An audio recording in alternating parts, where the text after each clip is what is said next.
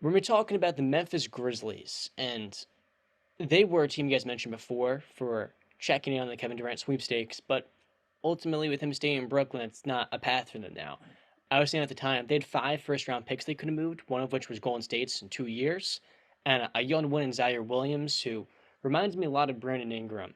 I think he could be a do it all forward that can play at a high level on both ends of the floor and is only 20 years old. So it'll take him some time, but that's as good a package as the Nets could have gotten, maybe.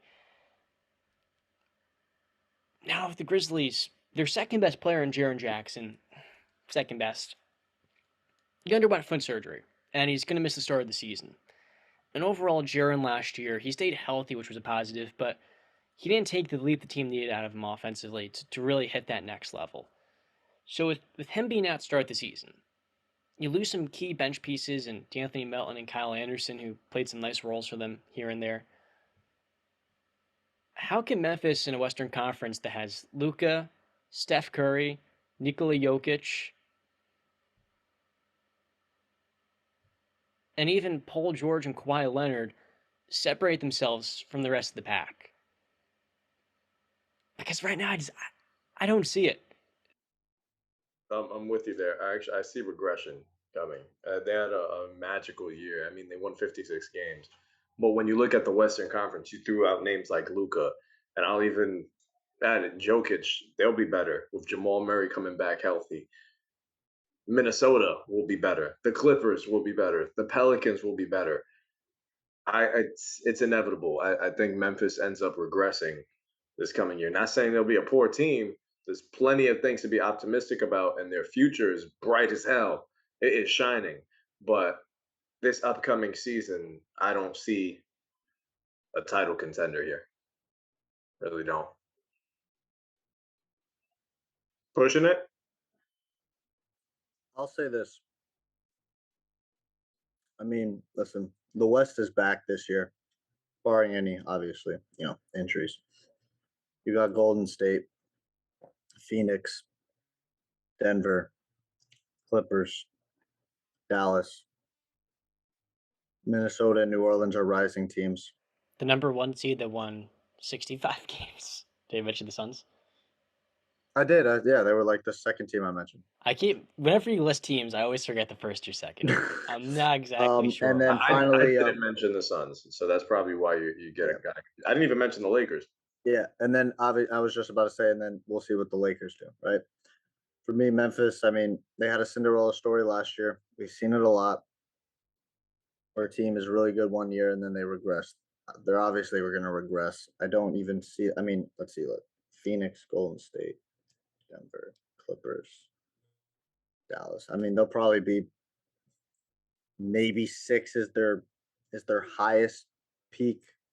Probably going to be around. Maybe they might even be a freaking playing team next year. Defensive anchors missing 4 to 6 months from July to basically December. Yeah, First 2 months of the season. yeah. Let me say No, this. The reason why but I think the Grizzlies are relevant is because, one, they have the most exciting player in basketball in John Morant. He is must see TV. And for an organization, let's say how it is, I love Memphis. They were so much fun the grit and grind days. But when they traded Marcus Gasol and Mike Conley, they were the most boring team in basketball, and there was no direction. Ja instantly came in and provided that for them. But the second layer of this is, with John Morant missing the last few games of that Golden State series, they blew out the Warriors by 53 points. And even further, this team is not only tough to play in their place, but no team last postseason gave the Warriors a better run for their money than the squad. Even the Celtics, they took them to 6 and they won game one. I think the Grizzlies were the biggest threat to dethroning the Warriors last postseason. So I now look at what the next step for them is, and while I don't see it, continuity is really the only thing they have going for them because they're retaining the same starting lineup and they're retaining the player with the most upside, who I think is their X factor, who they didn't trade for Kevin Durant, and that is Zaire Williams. I talked about him highly before. Former number 11 overall pick, top 10 pick. They got him in the Jonas Valanciunas trade with the Pelicans. They moved up to get him. Their general manager and Zach Kleiman sees exactly what they need in Zaire. A wing player that has no weakness, can create advantages one on one, and you look at Jalen Brown, Jason Tatum in Boston, just overall, is going to close games for you and always be a threat. Even if he's not making shots, he can create for teammates, get defensive stops, get putbacks in transition, run the floor. But he's 20 years old. And that's why when I look at his team now, I say he's not ready yet. Last year, he wasn't very good to start the season. He developed enough to start a playoff game for them. But my question ultimately is I think it's going to take 2 years for him to really grow into maybe compare his development track to Jimmy Butler or Paul George. It took those guys until their fourth seasons. So from this current point in time, where John Morant, we don't know what he's going to be in 3 years.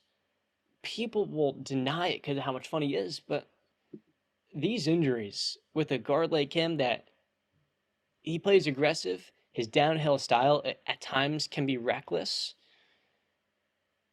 The Grizzlies have to win now. I don't know necessarily if they can wait on Zaire's development because we saw Derrick Rose and Joakim Noah as these Jaren Jackson Jr. injuries are piling up. Their time to win might be right now. And if you say, oh, we got a great future, we got Desmond Bain averaging 20 a game in the second season, we have all these draft picks, one of which is Golden State's, we're in good shape. That's what the Bulls did, Jimmy Butler. Like, look what happened. A decade later, and the Bulls, they still don't look like a championship contender, and they made no progress. So, I'm going to kick it back to you guys. Is there a certain player now that they can go after? I don't think they're getting Donovan Mitchell or John Morant. Defensively, that would be ugly. So what I'll say is that listen, I think their best shot of winning was last year. I don't see I mean, in the near future, like I'm talking this season, I just don't see a high ceiling for them. It's a star driven league. You've got Ja, obviously. Triple J is a very good player, but he's not a star. He's an all-star caliber player, but he's not that star. Not even. He's just It's a just star role player.